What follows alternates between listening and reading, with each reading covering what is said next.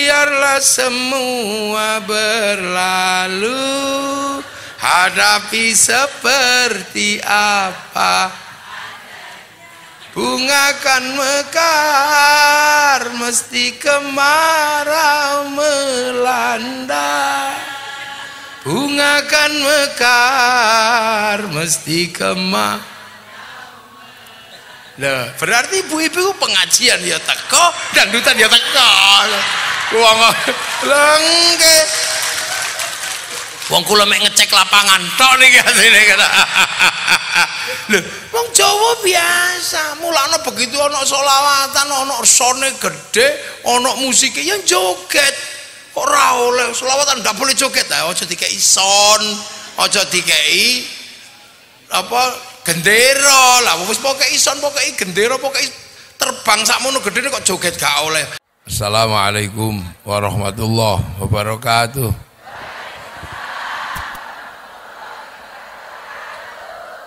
Bismillahirrahmanirrahim. Bismillah, alhamdulillah.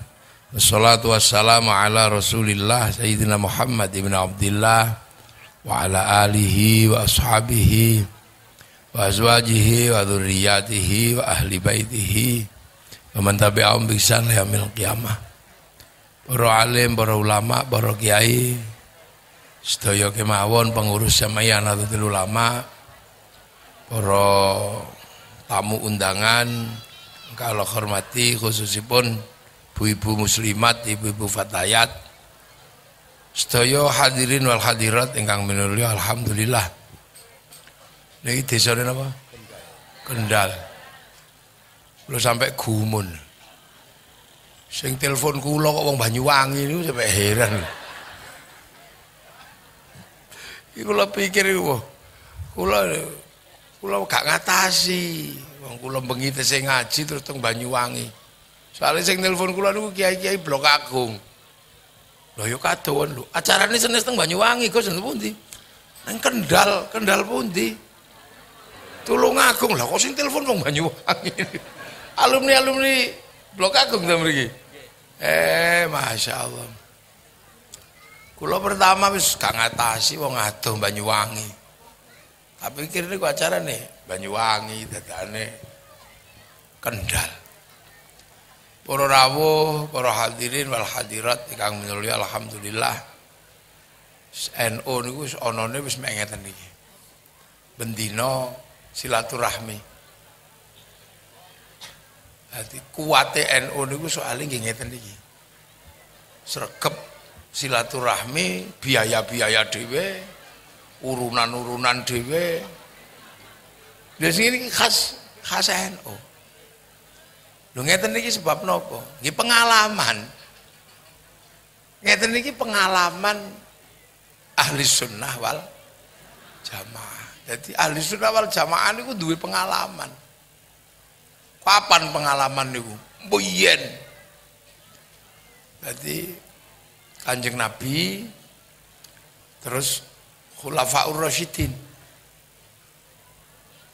Nah, terus khalifah. Ben ganti khalifah. Islam sak umate niku kurat karit. Jadi ben ganti kepemimpinan. Islam sak umate karat karit. Setiap ganti pemimpin, ajaran Islam niku ganti. Nek pemimpinnya Syiah, umatnya ya Syiah.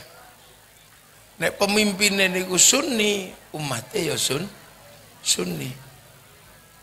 Terus ngoten niku. Sampai wonten ajaran ingkang nami Mu'tazilah. Mu'tazilah niku duwe keyakinan Quran niku mboten sing asli niku mboten teng mriki. Sing asli niku teng Lauhil Mahfuz. Sebab napa? Pokoke itu ben kisruh ngoten niku, samben kisruh. Iki bar nabi kok perang karo iki padha wong Islame kok gelut mawon. Akhire wis ngene ae. Saiki ayo balik nang Quran sunnah balik nang Quran maneh wae wis. Timbangane kok awak dhewe iki melok iki ya gelut, melok iki ya gelut, ayo balik Quran. Lho akhire para zaman biyen kula cerita mboten zaman sakniki. Ku balik. Bareng siji balik nang Quran karo sijine iya tetep ora gathok. Sing siji petok innallaha ala kulli syai'in qadir. Dadi kabeh iki kersane Gusti Allah. Tapi sing siji petok ayat innallaha la yughayyiru ma biqaumin hatta yughayyiru ma bi anfusihim. Menungso gak ngrubah nasibe wong, kejaba wong iku ngerubah nasibe dhewe. Padahal sing siji Gusti Allah kuwasa segala-galane. Sing siji ketemu ayat idza arada syai'an ayyaqula lahu kun. Pokoknya Gusti Allah gawe apa-apa ya bim salah bim. Sing siji niku ketemune khalaqas samawati wal arda fi sittati ayamin 6 dina.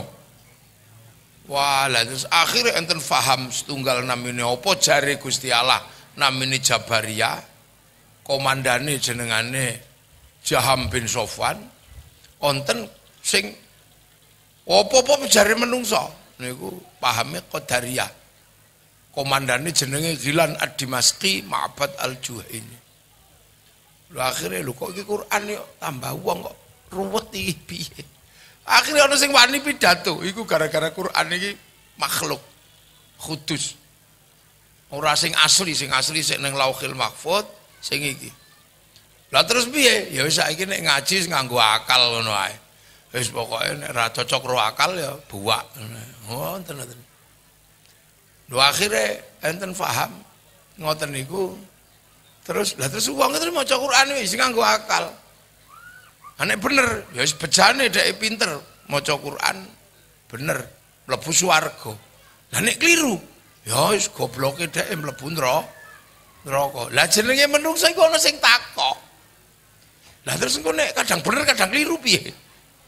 Ya kadang macane bener, kadang macane kliru. Terus panggonane nang ndi? Ya direhabilitasi sik. Ya ora ning swarga, ya ora, ning neraka, ya ora. Lah ning ndi? Transit.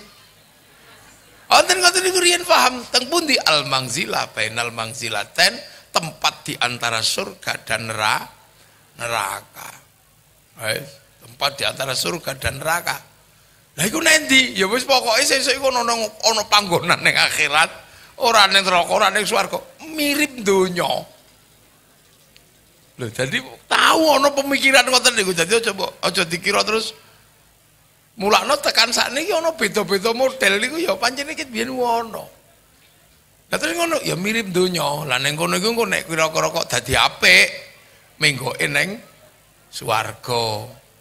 Lah nek terus ning kono kok tetep diablek, ora dadi apik, ya mlebu neraka. Berarti wong iki urung tau weruh swarga, urung tau neraka, ya urung. Dadi mulakno kadang sik iso ndablek, iso nurut niku namine al-manzilah bainal manzilaten. Lah terus akhirnya ana sing takok. Sing takok niku ya enak mawon nek takok niku.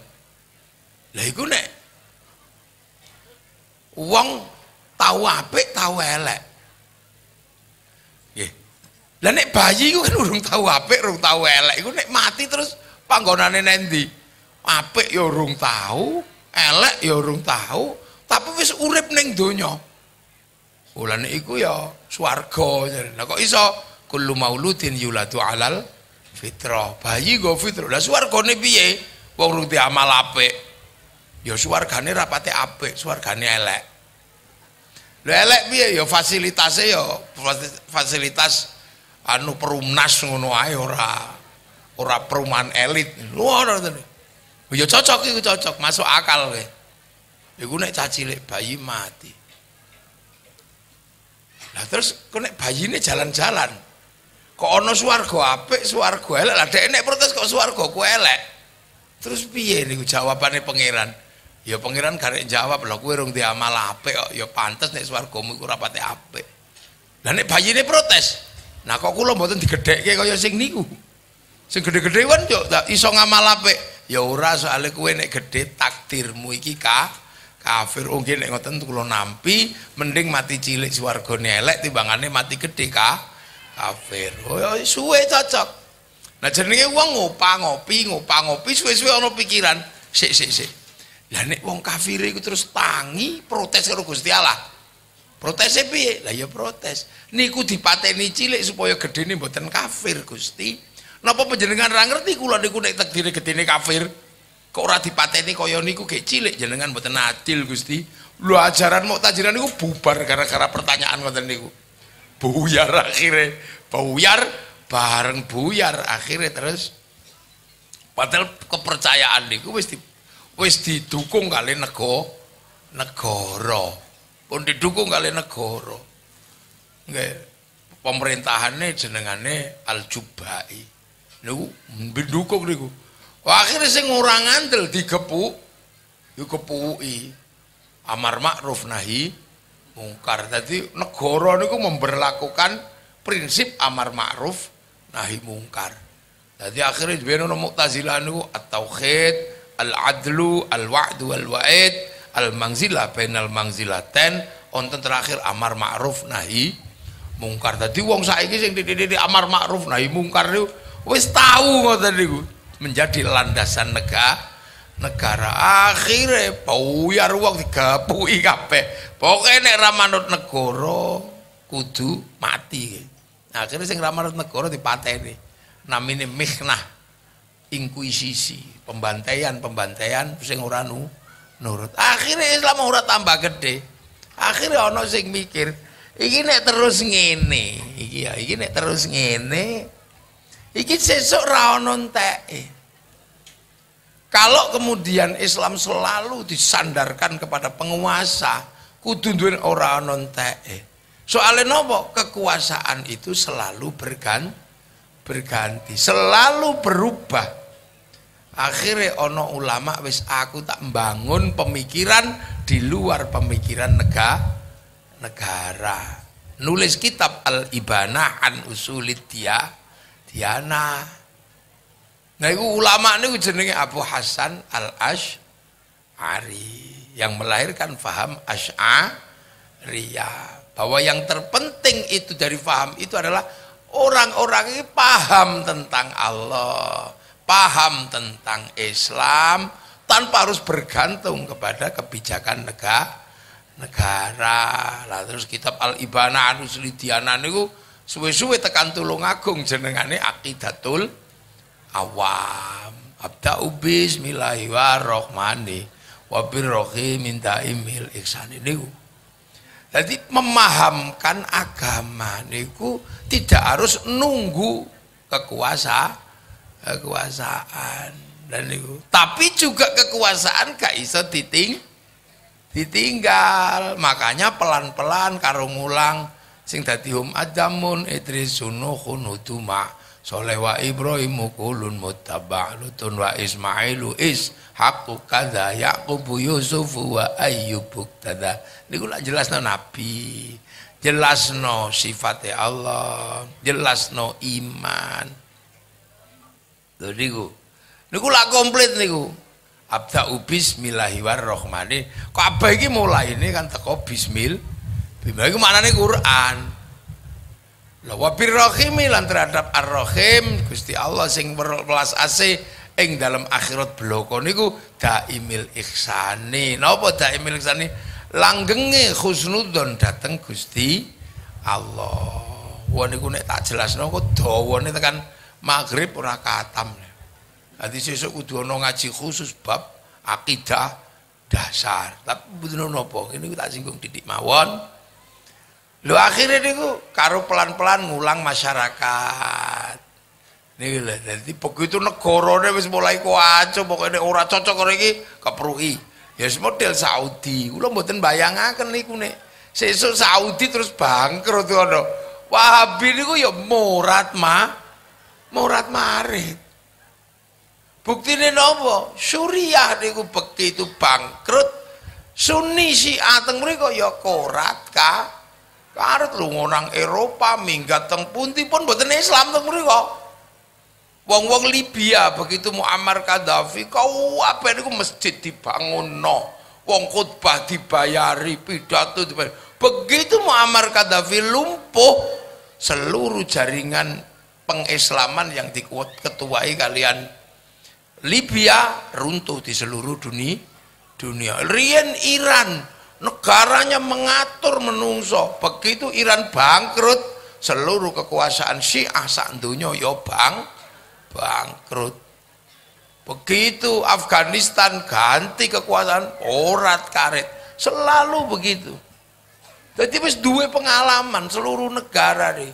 Kenapa Eropa niku mbiyen Spanyol, Granada, bahkan Alhamra niku sing nami teng apa Cordoba niku waune masjid niku. Saiki dadi gereja. Kenapa? Karena kekuasaannya runtuh. India maune niku nggih negara Islam kabeh niku, sampai ana sing bangun kuburan demi rasa cinta pada istrinya, gawe kuburan paling mahal sak donya. Mulane barang larang niku jenenge mahal. Soalnya mbiyen ana kuburan paling larang Taj Mahal. Kira-kira ngono tapi ya mbuh asline. Oh kira-kira saking cintanya pada istri ini meninggal, gawe kuburan paling larang sak donya, wis iku ora ana kuburan kok larang itu. Jenenge Taj Mahal, mula barang paling larang niku mahal. Kira-kira ngono ora niku. Kula ya ora asline. Kira-kira. Lho niku. Jadi kenapa runtuh semua? Ayo sampean delok. Ya. Jadi negara-negara Afrika begitu kekuasaan Islam runtuh, Islamnya ya hilang. Nah, kenapa Indonesia ini kok selamat?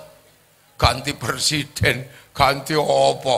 Tata mlaku lha niku ana urusane. Sebab nopo? Semua berdasarkan Asy'ariyah. Awak dhewe mlakno Asy'ariyah niku ditata.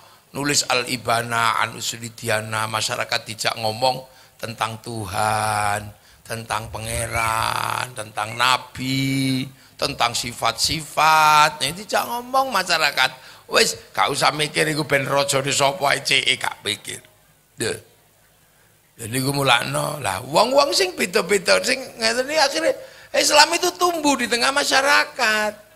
Islam tumbuh, lek kepengin seneng Nabi, ayo peringatan Maulid Nabi. Ya wis sembuh, negara iki ngurus apa ora ya gak ngurus. Pokoke awak dhewe nggih kegiatan. Syukur-syukur dibantu ngono tok ta nggih. Tapi enggak pernah mikir. Tumpeng metu dhewe, pitik metu dhewe. Dadi mulakno NU sing Asy'ariyah totok kaya ngeten iki kon sugih ya rada angel. Lah nggih ta? Lah piye pitik lagi netes telu sesuk dindoke didadar digawe mulut keselamatan. Pitik lagi toto ngendok iki lho wis entek ndoke didadar.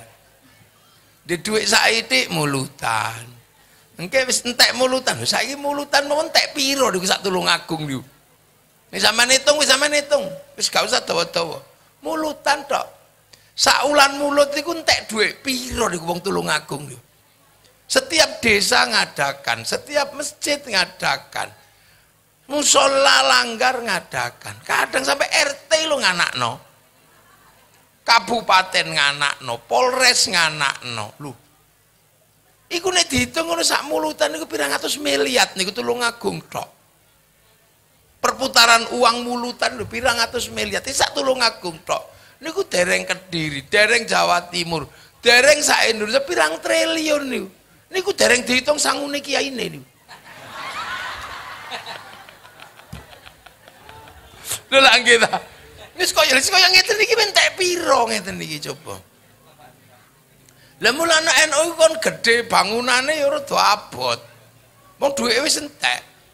Lah kaya Muhammadiyah, kaya LDII, MTA ngono bangunane gede-gede, wong duweke gak tau kanggo belas kok.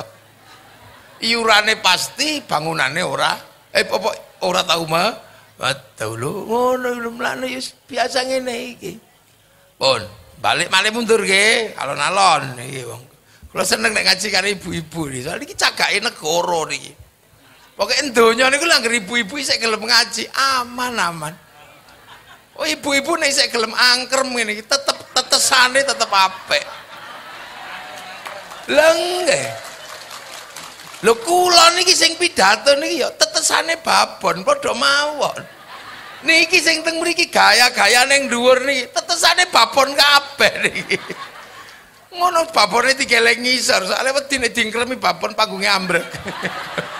Niki tetesan babon kabeh niki dadi aja metiti-metiti. Dadi polisi gua ngono niku tau dilungguhi babon. Tenang lho niku kok keliru lungguhe cedel iku cilik-cilikan lho. Dadi gagah dadi klambi tentara, klambi polisi. Wis klambi napa ngono tetesane babon. Mulane kula anggar kumpul ana ibu-ibu semene tulung aku ngisi aman. Bakal ana generasi-generasi sing hebat. Mulane wong lanang gak patek ngaji gak apa-apa nek aku. Tenang. Wong lanang iki gak ngaji belas 5 tahun lho gak masalah. Oh gak ana pengaruhe kok. Wong lanang iki ngaji yo pengaruhe apa meng rokok ono tok ae. Tapi ibu-ibu bareng ngaji nggo ndidik anak, nggo masak neng rumah. Kanggo kabeh ilmune ibu-ibu iki. Maca bismillah, nek diulang dongane mangan ngono. Ibu-ibu gawe sego, dongane bismillahirrahmanirrahim. Lha kowe mati lah bapak-bapak. Ngono nek dadi mlane. Kalau tak bela-belane ada-ada wis aku ngaji nek ibu-ibu budal aku ngono.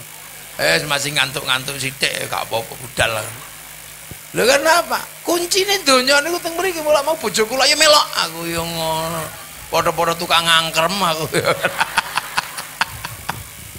Lho tapi nek nggonku netesan ngen kula. Soale anget wong gedhe to. Wong kremi ndok 10 netes, nah sampean sing kuru-kuru kendok loro kadang gak netes umpamane ini. Dingkremi ngene menggok rono. Lah nek bojo kula sak petarangan kebak. Oh, lho. Oke, nggih bener menapa bojo kula wis apal kali kelakuan kula. Nggih. Jadi pun diitung lho. Mikir tadi salin suarane. Lho gak kuat dijak bakas babon. Kok lho ya kok dadi nyetir ini, mau enak suarane. Tukang sound endi? Aja pak utak-utak ta soundmu. Oh enggak. Ya, lho rada cethak. Lah dadi nggih. Lho, enak. Sing kono lho gak krungu kit mau. Wah. Tukang sound gak nganggo kuping iki apa. Bon. Lah. Lah, ngono kae. Lu kabeh ini. Bon, ngono nggih. Pokoke sing bagian kono ndelok kula kok kiwa. Bon, jadi pun dijajal. Jadi semua punya pengalaman bahwa ketika Islam niki dikuati negarane. Karena enggak ono negara niku dalam waktu kurun sekian tahun waktu itu berabad-abad itu karena burung ono konsesi internasi. Tidak ada perlindungan negara iki ngono.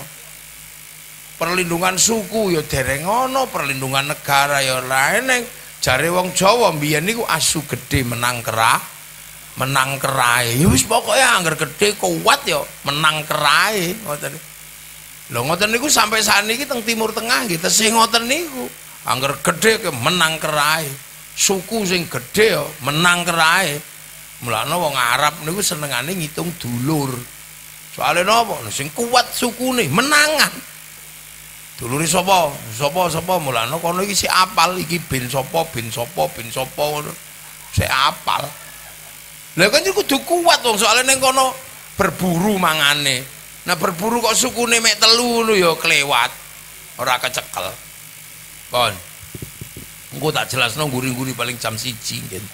Wong adem enak niki hawane seger lho. Wangen iki lho kula mboten bayangaken. Wangen sriwing-sriwing ngene iki. Lho.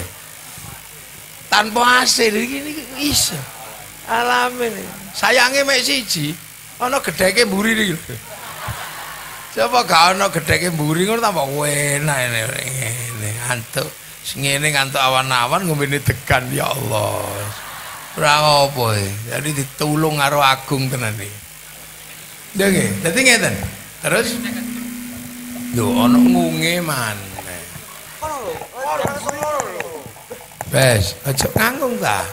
Ibu-ibu gak seneng swara ngangeng ngono kok. Ngamuk kok ngangeng-ngangeng wong ngomong apa? Napa? Saya. Rumah kabeh iki. Lha ini. Jadi wis di pengalaman. Padha, malah padha ae. Malah iki gak ono wasilahe. Pun krungu. Ya Allah ngaji kok masalah son ini gak wong NU gak ono ini. Sone tanggane. Dadi ngene. Dan itu sudah dicoba, makanya beberapa negara yang mengandalkan kekuatan negara untuk menopang Islam iku yo apik. Tapi pengalaman semua negara yang mengandalkan kekuasaan untuk menopang agama, begitu kekuasaannya hilang, agamane hilang. Nah itu pengalaman mulano Eropa yo hilang. Karena apa? Tariq bin Ziyad membangun negara untuk apa? Membangun agama. Gawe negara sik wong sing teko panglima perang.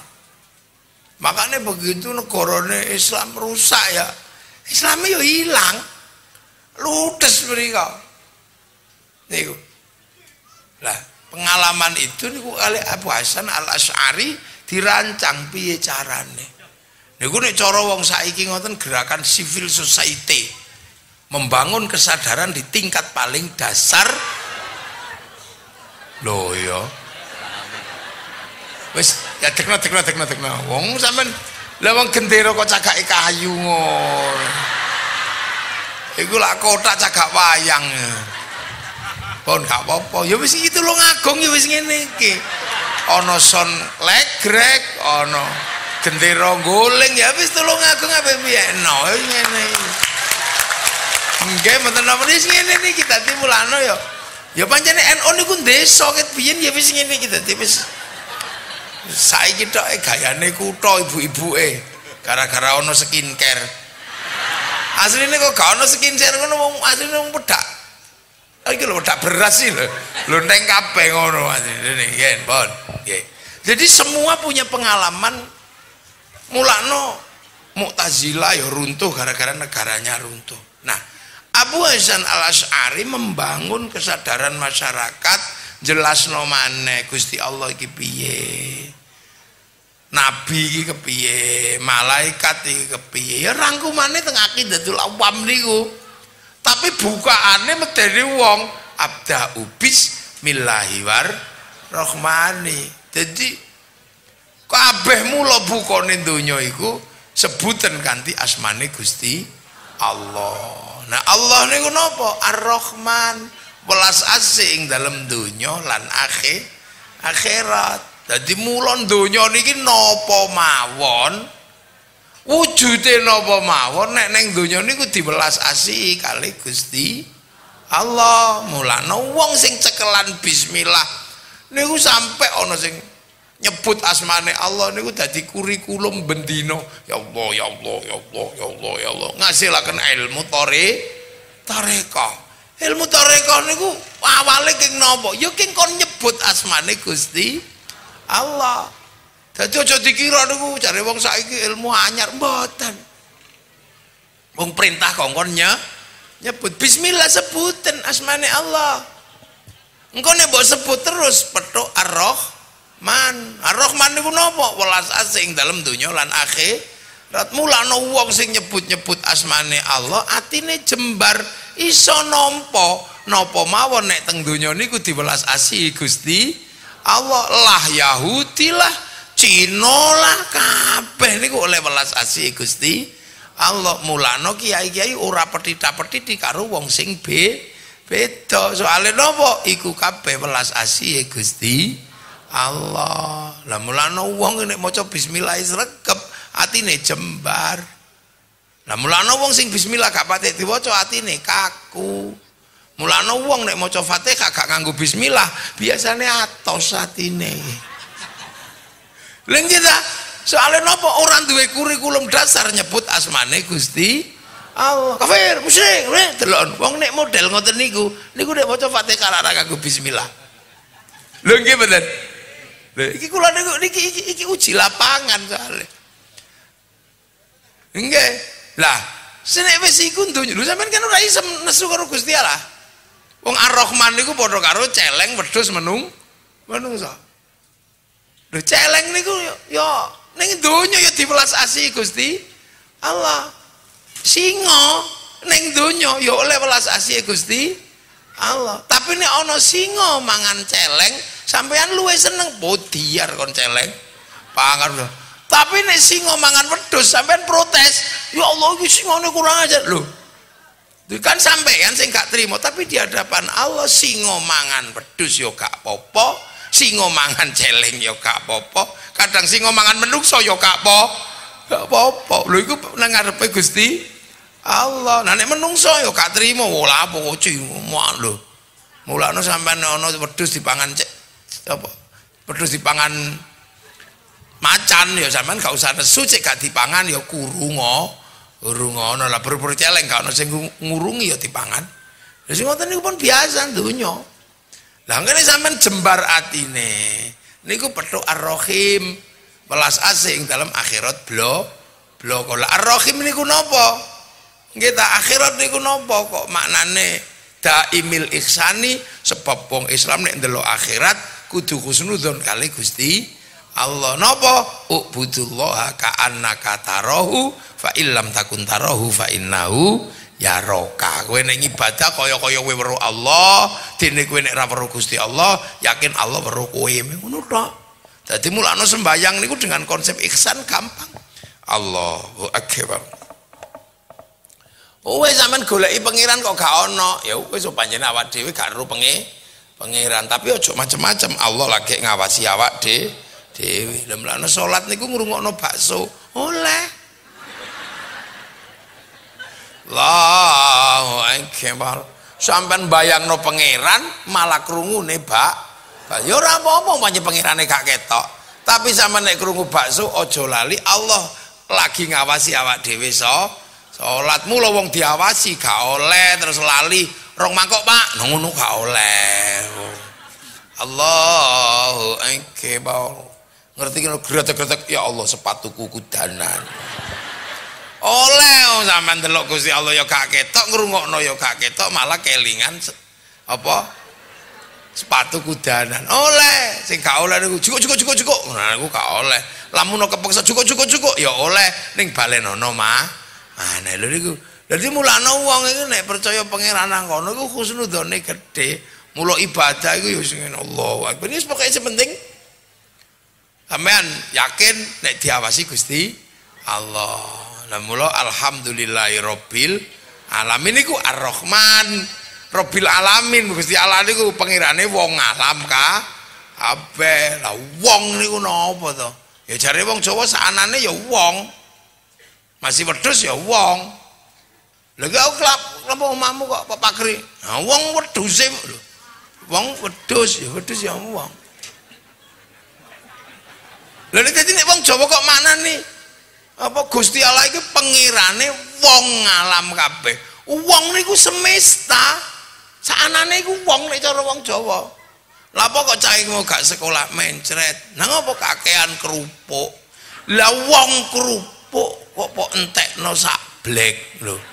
Kerupuk ya wong. Lho niki ya Allah, iki makna tasawuf paling jero niku wong Jawa.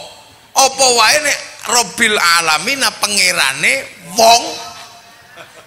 Lho mulane ora kok Rabbil alamin pangerane ngalam kabeh ngono mboten ana wonge. Berarti tidak ada satupun yang tersisa. Kabeh niku Gusti Allah niku ya Allah. Lho niku mau jero niku maknane niku sembrono sampean. Cuman apa wis gak patek Jawa niku napa dadi wis gak paham. Mulane gandulke makna para sepuh biyen niku ana wonge. Soalnya nek wis wong niku wis ana sing ketelesut, kabeh wong. Telek ya wong. Lha wong telek ning masjid lho wong disere. Lho mangkane lho wong niku ya akhire wong pancen telek niku wong. Ya ora ketelesut ana hukum lho telek niku ana hukume gara-gara wong. Najis carane ngresiki lho niku kan telek. Sampeyan mbok pikir telek iku gak berharga di hadapan Allah. Berharga wong ana hukume kok. Iku soalé wong. Lah ya. Iya. Lha saiki apa sing ra wong? Aku pengen tak kok, donya iki sing ra wong. Wong gendera iku ya wong kok. Lah wong gendera kok digelek kono ya goleng. Lho ngono ya wong. Dadi lho mulane wong Asy'ariyah niku ora tau beda-bedakno apa ae, wong kabeh iku wong kok. Lah mulane NU sing Asy'ariyah niku gak beda-bedakno kabeh wong. Coba ndi saiki sing duwe makna paling jero kaya ngono. Nek gae wong Jawa. Rabbil alamin pangerane wong. Alam kabeh ya mulane ora ana ning kono kok Rabbil Amrikiyin pangerane wong Amerika ngono ya mboten. Rabbil Indonesiyin ya Rabbil alamin pangerane wong. Lah donya niki sing wong Jawa maknane niku maknane kabeh wong. Lha mula Ar-Rahman, Ar-Rahim iku Maliki Yaumiddin. Bendorone dina kiamat. Lah awake dhewe gak ngerti dina kiamat iku kaya apa. Mula napa? Iyyaka na'budu wa iyyaka nasta'in. Ya Allah, aku ngibadah terus aku njaluk tulung. Lho padha gak ruwe kok. Mulane ibadah niku gak ana sing wani alok-alok asline. Sebab napa? Kabeh niku nilaine ibadah. Lah mula husnudzon niku penting datang ibadah. Saiki maca Quran ibadah napa mboten? Ibadah. Diwaca akeh ya ibadah, diwaca sak ayat ya ibadah. Bareng aku tak pengin maca sak ayat ibadah sak ayat mawon. Ya Allah aku tak maca innahu min Sulaimana wa innahu bismillahirrahmanirrahim. Aku tak maca ayat iki ya Allah soal iki mbiyen ayat ditujokno dhateng Ratu Balqis sampai Ratu Bilqis jatuh cinta Nabi aku tak tabarukan. Muga-muga wong wedok sing tak wacana sak ayat iki I love you lho.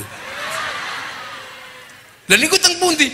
Nasta'in bareng ibadah njaluk tulung. Nabudu nasta'in aku tak ibadah bareng ngono aku tak njaluk tulung. Muga-muga wong wedok iku I love you lho. Lha iku ya ibadah mulane ora ono kiai kok alok-alok. Wah iku bid'ah. Ora eneng wong iku nabudu nasta'in. Aku tak maca Quran ya Allah, aku ibadah sak Yasin tak wacane, aku ngibadah terus aku njaluk tulung nasta'in, muga-muga mbahku ora disiksa. Lho. Sapa sing arep ngelawan nabudu nasta'in? Lha iku mlane wong NU ya apa ibadah? Aku tak maca sak ayat ya Allah, aku tak maca sumum bukmun umyum faum layar jun. Aku njaluk tulung nasta'in, muga-muga bojoku wis gak cerewet maneh lho.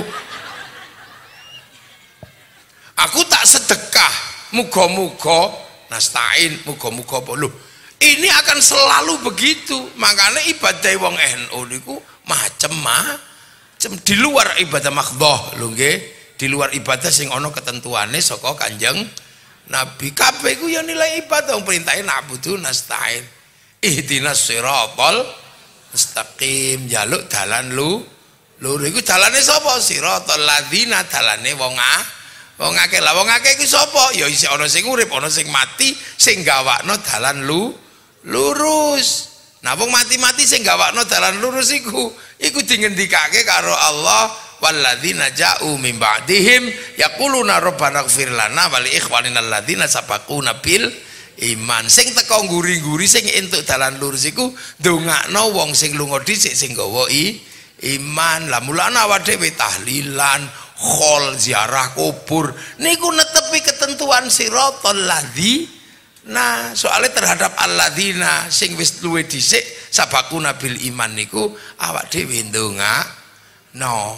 Lah terhadap wong sing wis ora ana niku awak dhewe ziarah fazuruha, mula ziarah kubur niku saking ihdinas siratal mustaqim siratal ladzina. Nah alladzina niku napa?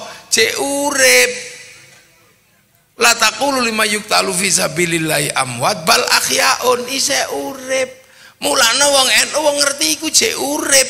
Ya wong NU ziarah terus disebut nek jenenge Mbah Bungkuk ya disebut Mbah Bungkuk.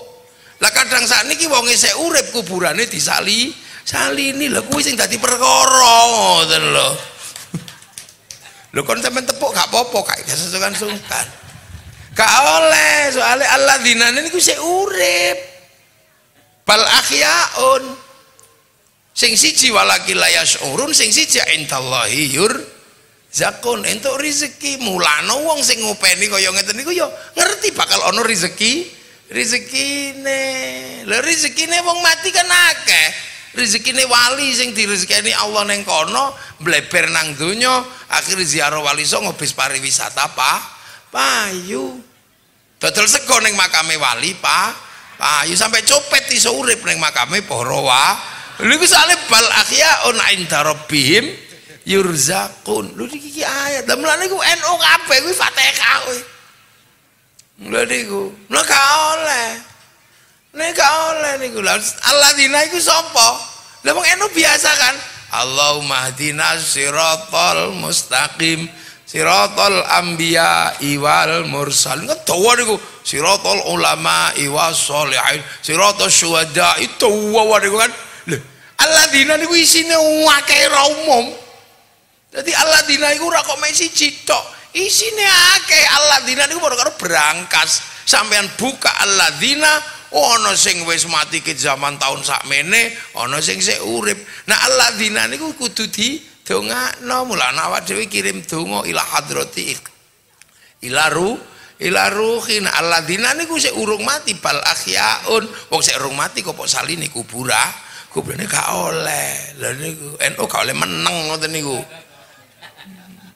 Ya niku. Nggih, lah nek kok alladzina iki pok solan salini, pok ilangi, pok gonta-ganti, kowe iki magdzub. Nggih, maghdubi alaihim. Dadi wong sing dibendu. Lah napa teng mriku kok maknane Yahudi? Soale wong Yahudi ku senengane ngilangi alladzina. Nabine dipateni, wali-waline Allah disingkirno, ganti dulure dhewe. Lha niku maknane ngono kuwi. Iki tak jak ngaji sing rada jero titik sampean ngaji tafsir. Ya soalé wong NU kabeh kuwi. Soalé napa? Abda'u bismillahirrahmanirrahim wa birrahimi daimil ihsani. Lha niku. Niki kan komplit iku NU kabeh sing nglakoni. Liyane gak patek nglakoni, soalé napa? Bismillah ilang. Dadi kurikulum dasar dadi wong Islam sing paling dasar kelangan kurikulum bismillah mulakno kaku atos wis ngerti nak butuh nasta'in mbok nekno bid'ah musyrik kafir bid'ah ya ora oleh wong iki nak butuh nasta'in kok ayo kurang apa ayo sampean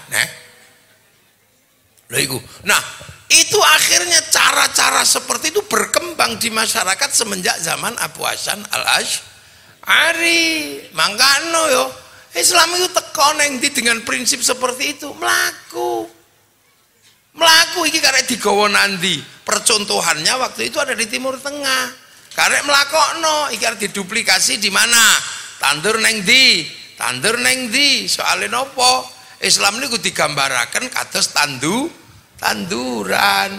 Mathaluhum fit Taurat wa mathaluhum fil Injil kazar'in. Islam iku kaya tanduran. Mula wong Jawa ngeblak tanduran kazar'in, mula begitu nandur lir tandure woso milir. Dadi tandur, kalimat tandur niku ora kok ngarang para kiai para wali biyen. Kalimat tandur niku ya kalimate Quran. Soale kawitan Kanjeng Nabi dipun sebut wakafa billahi syahida Muhammadur Rasulullah. Nabi ijenan gak ono kancane. Bahkan wong Arab ora ngerti Nabi, soalnya sing ngerti Nabi niku wong Filistin, duwe kitab suci. Wong Arab niku penyembah berhala, ora ngerti Nabi. Mula napa dongane Nabi, Allahumma hdi qaumi fa innahum la ya'lamun. Ya Allah dudune umat kula, soalnya umat kula ora ngerti nek aku nabi, jare Nabi. Sampai akhirnya ana wong ngandel karo Nabi, dipun sebat walladzina ma'ahu. Wong sing bareng Kanjeng Nabi ngandel jenenge sahabat wong endi? Ya wong Mekah, wong Arab. Mulane jenenge Abu Bakar, Umar, Utsman ngoten niku. Mboten enten sahabat jenenge Joni, mboten enten. Terus akhirnya tabrakan karo wong Mekah dhewe, wong Arab dhewe, disebut asyidda'u alal kufar, galak karo wong kafir, sampai akhirnya rukun kabeh, sing kafir mlebu Islam, sing apa dadi siji. Dadi sing disebut sahabat ya wong Arab, sing disebut kafir ya wong Arab. Dadi sing tau dikafirno Gusti Allah iku malah wong Arab. Wong Tulungagung urung tau dikafirno karo Gusti Allah, malah urung tau dikutuk dadi kafir, urung tau. Nggih. Nah, akhirnya ruhama bainahum tarahum rukaan sujada yabtaguna fadlan minallah wa ridwanan simahum fi wujuhi min atharis sujud. Kabeh ora ana liya sak liyane golek ridane Gusti Allah. Nek wis bar niku tokno zalika mathaluhum fit Taurat wa mathalum fil Injil kazar'in. Neng Taurat ya wis digambarno, neng Injil ya wis digambarno, Islam iku bakal metu kaya tanduran. Mulane sebab kazar'in, mula para wali waktu nandur ngangge tembung lir ilir tandure wusu. Lha ngono iku nek wong ora paham dikira ngene iki ulama wali ngarang bahasa sampe diplekno ngoten. Lah mulane begitu paham Asy'ariyah sing mendidik masyarakat mriki masih arep Majapahit ya ora apa-apa, masih arep Pajajaran ya ora apa-apa, masih ono ya ora apa-apa, sing penting nandur Islam di tengah masyarakat. Lah berhubung kaya kula ngene iki ditandur teng Jawa, ya akhirnya kula niki dijawakno. Sing mestine kula niku nek tanduran kono tukulane syaikhun, ustadzun, mlebu mriki ditandur nganggo jeneng kiai. Dadi kiai aja metiti, wong kiai iki ora siji. Ana kebo ya kiai slamet, ana tombak ya kiai pleret, ana keris kiai sengkelat. Dadi kiai niku akeh. Nek iki kiai haji mek ngono tok. Lho nggih. Dadi mulane kiai niku mboten basa Arab. Mulane nek ana kiai ngumpul kok dijamakno kuyaha, ngono ya gak pas. Gus iku ya dudu bahasa Arab, mulane didadekne gawagis ya lucu. Ning dadi nawaning wis pokoke dicocok-cocokno ngono wae kok. Kaya awak dhewe zaman mondok ana fa'lala yufa'lilu fa'lalatan wa fi'lalan mufa'lalan dicocokno karo balbala yubalbilu balbalatan wa bil balan mubalbalan ngono. Nggih. Saraya siru sirsiran wa kana yakunu konangan. Lha iku padha karo iku dinisbatno teng basa Arab asline nggih mboten. Lah ngono kok sing kebablasan karena ngono ku ora patek ngerti, dadi akhire ana sing melok-melok bablas akhire. Gajah Mada dadi Gajah Mada iku wis ngarang. Wong ora patek ngerti Jawa nek gathuk-gathukno. Ana apa Thomas Matulesi dadi Ahmad Lucy ngene iki. Lah ya ngono kuwi dadi dagelan. Akhirnya ono Gunung Slamet dadi Gunung Salamah. Ya sembuh karepmu kan. Lha ya ono sing ngono tapi asline mboten nggih. Lah. Mulane ditandur teng mriki kazar'in, mulane ditandur. Lah tandurane apa mikir negarane apa? Ya mboten. Waktu niku apakah harus meruntuhkan Majapahit dulu? Ya mboten. Apakah harus meruntuhkan Pajajaran sik? Ora. Islam itu pokoknya nang tanduran ngono ae, tandur. Musola tandur langgar. Tilmidun muridun tandur santri. Lho, salat ditandur sembayang. Allah ditandur pangeran. Kurang cetha kali wong Tulungagung dicetakno sing ngecet Lombok. Iku sampean goleki ning donya, ora kepethuk ngoten niku teori ngoten niku. Teori kazar'in kaya tanduran niku. Tandur lah jenenge tanduran ditandur ngene. Mulane sampai saiki ku kebablasan. Gara-gara wong Islam niku kabeh akhire nyonto, kabeh tandur. Mula sakniki ning mriku niku ya wong Jepang ya bingung. Kok iso lho nang kene. RE King kok dadi Hyundai piye ceritane? Mio kok dadi Hyundai piye? Wong wis jelas le mineral kok dadi aku wae lho piye kene-kene. Kau ape pembalut itu softtek iku kan di Jawa tok. Indomie Sarimi. Kabeh jenengane pompa air iku sanyo. Sing paling bablas niku riyaya suguhane Kongwan dibuka renggi lha niku paling nemen niku nggih ta. Lho ngono ku sing iso ngono ki wong Jawa ora ono hak cipta ngono ku ya ora eneng kok. Lha mulane ngono-ngono kadang ditandur. Lah jenenge tanduran nggih. Nek sing nandur nabi ya bajek, nek sing nandur awak dhewe ya mliar mulane sedaya tanduran niku dicagaki. Disopak nek cara wong Jawa niku. Nggih, nandur syahadat ya dicagaki, digundul, diopo, terus diulang syahadaten, wong Jawa jenengi sekaten.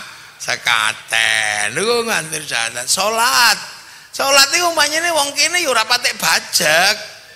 Bajeke salat zuhur niku setengah rolas, bareng ditandur ning kene ya mliar-mliar mundur sampai setengah loro niki wis biasa. Lha mula tanduran mriki kudu dicengkal ngangge napa?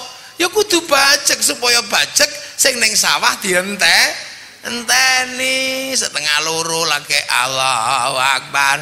Allahu Akbar. Ngene. No, urung teko ngono ku kiyaine ya. Robbana ya Robbana.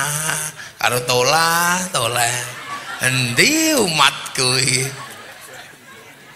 Bareng ana loro mlebu wudu, piak bareng ditoleh rokokan. Kiyaine pegel ya Allah, diapurane wong tiga ngenteni. Aku wis ngenteni kudu ngentut bareng iki malah rokokan. Akhire kiyaine tombo ati wong wis megel ya nambani atine dhewe ta nggih. Nggih, wis pokoke ngono karo Pak Tarom sampe ngono ya. Buareng wis ora teko-teko kiyaine wis mulai ngamuk, wis mulai nesu. Diuruki anjang-anjang. Iki akhire salat niku bajek. Soalnya apa dicagaki. Dadi as-shalatu imaduddin cagake negara. Sampe nek ngedekno langsung cagak ora dicengkal, goleng. Lha niku cegaki. Terus Allahu akbar. Ini wajah tu wajia. Tetep miur sing bakso krungu. Lah ngene. Bakso krungu apa krungu. Akhire napa? Kencengi maneh. Wah akhir cari kiyaine. Wis diwacakno surat sing apik Bismillahirrahmanirrahim. Subbihisma rabbikal a'la alladzi khalaqa fasawwa. Suwe. Ora iso bajek menggok wis sujud eling wedhus. Lho, akhirnya wis cagaki bajek bar salat dijak zikir la ilaha illallah la ilaha illallah. Padahal bar salat iku plencing ya oleh. Tapi awak dhewe zikir la ilaha illallah bareng sing dijak zikir bar tandur mesti ngantuk iki kok. Akhirnya cek gak ngantuk gedek soalnya kiai ini meneng ini tok langsung turu luwe mengen. Dadi ora ono kok dadak dalil dawa-dawa sing ora wong Jawa iku nandur cagaki kene. La ilah ngopo Kang? Oh makmum ku ndak turu ta gedek. Lah kok muni banter lapo? Soale wong desa bodho, lambene rapate iso maca huruf Arab, nek aku meneng ngene tok engko ora iso nyonto. Nek aku kiai kok maca apa iku mbah. Lah aku muni. Ono. Dadi salat iki dicagaki ngoten niku sing liyane empuh lah. Pahame apa wis monggo mboten mikir. Nggih ta? Nggih terus poso. Zakat, nek zakat iki wis karuan ya. Ira no pancene apa kene mangane beras ya sedekah apa zakate beras. Kanjeng Nabi gak tahu zakat beras iku wong pancene kono mangane gandum khintoh ini beras, ono jagung ya zakate jagung, ono profesi ya zakate profesi kene iku sing ngono niku biasa niku lah. Terus poso niku wong jenenge wong Jawa kita poso niku lak wis biasa, senengane poso resik-resik ati. Wong Jawa niku nek wis poso iku ngresiki ati, ngresiki awak. Soalnya wong Jawa niku biasa nglakoni upawasa. Upawasa niku napa? Mandek ora mangan, ora ngombe, ora ndemok wong wedok iku namine upawasa. Mulakno syahrul siam dikenal kanthi jeneng bulan puasa. Niku kan tiyang Hindu mbiyen. Nek pengen sempurna uripe, pertama kudu nglakoni upanisad. Upanisad niku menghilangkan jati diri. Bar dadi bupati pindah nggon, terus dadi bakul dawet. Ngoten niku namine upanisad. Nek wis bar ngoten niku nglakoni kabumian, nglakoni urip kaya wateke bumi. Nah, bumi niku napa? Nek didak-idak tambah subur, dipacul tambah ngetokne banyu. Nah, wong nek iso semakin direndahkan, semakin apik atine soalé napa? Dunyane wis ora ganggu pribadi. Nah, wis bar ngoten niku upawasa. Upawasa niku ra mangan, ra ngombe, ra temu bojo manteng ngeten iki. Niku persiapan moksa. Nah, niku namine upawasa. Mula wong Jawa ra oleh mangan, ra oleh ngombe, ora oleh temu bojo, lho kok kaya upawasa. Mula dilakoni ngangge jeneng bulan puasa. Lho ngoten niku mlano nek puasa niku ana adus dhisik. Atine resik, ragane resik. Nggih, terus mari ngono sahur. Bareng wong Jawa sahur kan turune nak wong Jawa niku. Wong nggone adem. Wong Arab esuk jam 6 srengenge wis metu. Kene jam 7 sik kalingan gunung, lho ketok apa-apa. Mulane bengi-bengi wis mulai dipatak tangeni. Tok-tek tok-tek tok-tek tok-tek tok-tek tok-tek tok-tek tok-tek wis mulai ana ngono nggo toto-toto tangi. Sahur. Soale turune ayem wong mriki niku. Tok-tek sahur bareng sing digugah sahur gak tangi-tangi, sing tok-tek sahur ora sahur sak karepmu. Lha lha kan ana ngoten niku. Nggih, sahur ora sahur sak karepmu terus bar ngono wis mulai entek wektune ana tarhim. Soale napa? Batese wektune ku nek teng mriki angel. Nek teng mriko sengenge niku ketok esuk padang. Mriki kalingan gunung, kalingan napa? Termasuk wong Jawa niku nek poso niku ora khusyuk. Nek wong Arab niku nek poso khusyuk. Soale napa? Metu ka omah weruh padang aja ora pengen mangan. Wong patu sing dituki. Lah wong Jawa gak oleh mangan, metu weruh jambu, ya pengen mangan. Petuk weruh kalenan, ya pengen ngombe. Mula jare kiai mending turu. Mula dualil sing paling terkenal naumuso imin ibadah. Turune wong poso iku ibadah. Soalnya nek metu niku gampang weruh apa-apa, weruh bakul jajan, bakul tahu. Wis timbangane ngono bareng turu kebablasan.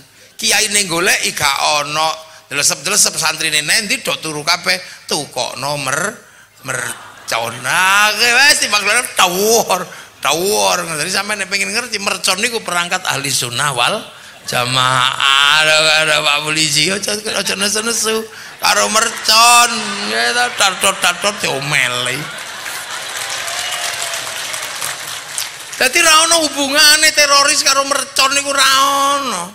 Mercon iki paling tangane suwek. Lah nek teroris kan masjid ambruk, gereja ambruk. Jadi aslinya kejeron Pak Polisi nganggep mercon niku bagian dari keributan ngoten niku.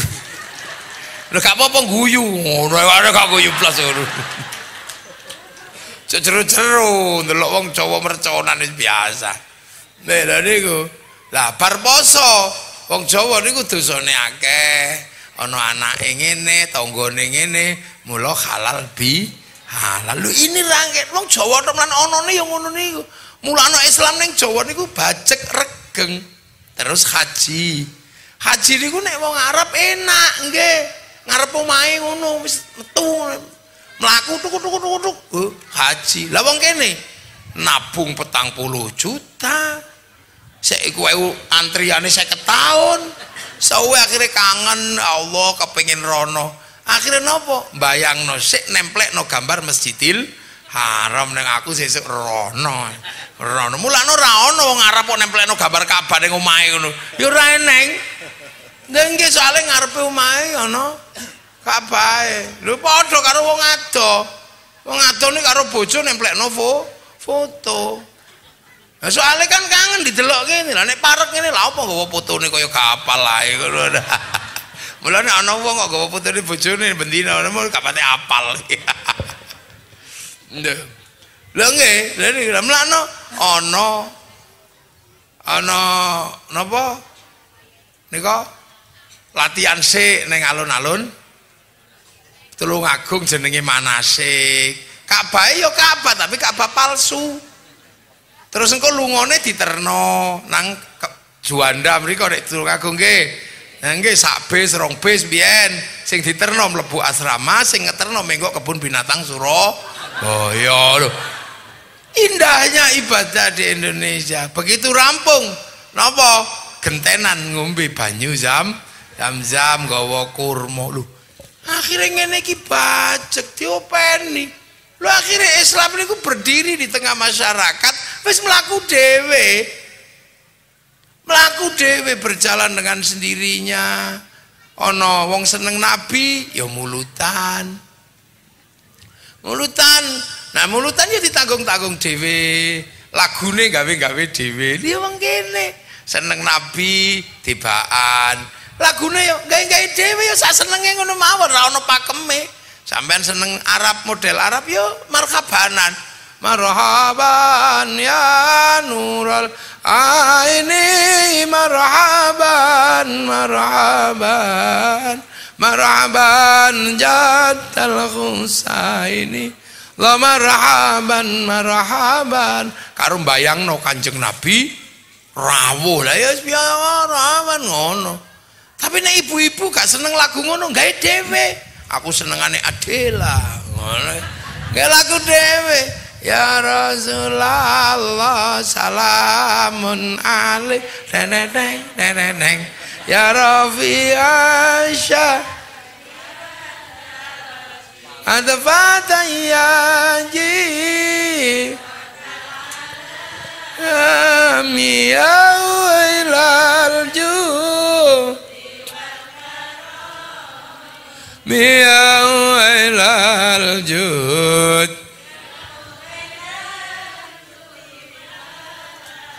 Duhai senangnya pengantin baru neng lo. Sing seneng Indianan ya India. Ya Rasulullah salamun alaik ya Rasul. Afata ya jiratal ya wailal ju tumhi ho mat harui tumhi ho ku India. Sing seneng Jawa ya Jawanan. Ya Nabi salam alaika ya Rasul salam salam anglia numpak. Loh, kada dia. Loh, betapa indahnya Islam ditandur teng Indo. Nih solawatan monggo sesuai dengan budayanya masing-masing. Sing lagi putus cinta loro atine ya. Ya Nabi salam alaika ya Rasul salam ya Habib salam salawatullah. Ya Arab cerita loh kita loh itu loh betapa indahnya wong kene ngono iku lho mulane tandurane ngono saiki diganti kabeh padha duroran kabeh suwe-suwe yang blenger ya anak-anake lho tandurane ngono mulane iku. Lah terus akhirnya begitu sing selawatan kok tambah akeh baru dijak ning alun-alun tulung aku wis ngawene wis pokoke wong Jawa dijak nyanyi ya hobi wong pacikit biyen senengane nyanyi ya seneng wong Jawa itu kan hobine nyanyi biyen kit biyen kawak kemuno lho jenenge sinden ana. Ya mulane bab nyanyi aja takok wong Jawa, dikeki lagu apa wae dadi. Wong Jawa jak selawatan ana lagune ya dadi apa meneh keki gendera. Dadi. Jak dangdutan dadi wong Jawa kok. Mulane tukang son ngene iki tergantung sing ngundang. Nek sing ngundang kiai nggo ngaji, nek sing ngundang dangdutan ya dike dangdutan iki mik iki. Bola-balik cekel artis iki aja sembrono. Nek sing nyekel kok dangdut ya biarlah semua berlalu, hadapi seperti apa. Bunga kan mekar, mesti kemarau melanda. Bunga kan mekar, mesti kemarau. Lah, berarti ibu-ibu pengajian ya teko, dangdutan ya teko. Wong lengke. Wong kula mek ngecek lapangan tok niki asline kena. Lho, wong Jawa biasa, mulane begitu ana selawatan, ana sone gede, ana musike ya joget. Kok ora oleh selawatan ndak boleh joget ta, aja dikeki son, aja dikeki apa gendera. Lah wis pokoke ison, pokoke gendera, pokoke terbang sakmono gedene kok joget gak oleh. Ya nafsu ti ngono. Kita awal nek pancen gak oleh joget, ojo nganggo tabuhan banter. Wis kaya ibu-ibu ngono ae, gak ono sing joget. Masih ya Rasulullah salamun alaik. Tetep lungguh, ora ono ya Rasulullah. Wong ora gendera, ora nganggo son banter, ora nganggo musik banter. Lho wong Jawa niku sing maune lagu ae iso dilungguhno kok. Begitu saiki wis lungguh tekno maneh ya tambah ngene wae lho. Ana sleng ya nggawa gendera, Iwan Fals ya nggawa gendera, kampanye ya nggawa gendera, akhirnya padha kabeh. Lah nek wis ngono ya wis hukum pasar bebas karepmu. Lho.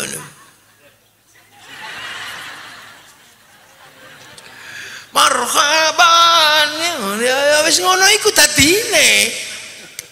Mau dikei son banter kok gak oleh joget. Mulane kiai-kiai mbiyen Jawa gak apa-apa. Marhaban ya joget. Tapi nek mbiyen isyari mek teplak, diteplak. Marhaban. Ngene ta. Ono ngene-ngene omongnya karo genderane. Begitu tradisi bergendera dan berson besar ya wis padha masih pespa ya nggo gendera, apa-apa ya nggawa gendera. Lho sakle wong Jawa niku hobine nyanyi.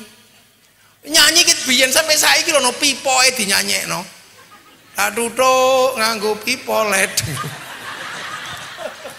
Lungguh ana mentok ya kok bernyanyi kok tok mentok tak kandhani Jawa. Nggih to lungguh-lungguh ana lintang ya ning tawang ana lintang cahayu nembang. Bojone minggat niku lho nembang wong Jawa niku. Dang Bali Sri nembang. Lho sampe wong Jawa niku silit kuwi dinyanyekno. Asli nggih. Demok silit kudiken ayo kan kendang jebol lho. Cobi sampe silit dinyanyekno nek gak wong Jawa apa tumon.